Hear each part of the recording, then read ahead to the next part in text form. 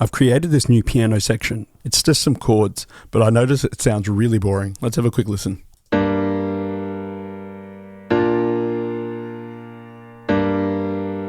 Just super dry. It sounds like it's sitting in a small room with carpet. There's no body, there's no flourish to it. So what I'm going to do is I'm going to add some reverb. I'm going to go to my effects and type reverb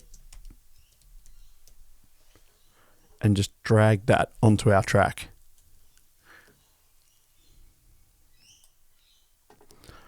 Let's have a quick listen.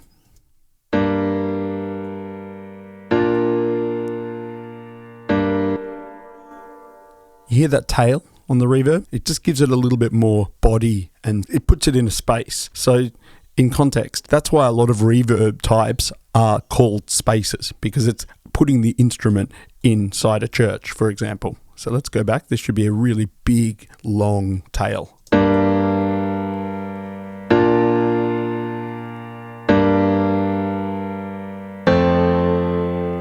And already that's added so much interest. What I might do as well is give it a bit of a low cut. So that just means that we're cutting the low frequencies from getting the reverb. It just cleans it up, it makes it a little less muddy.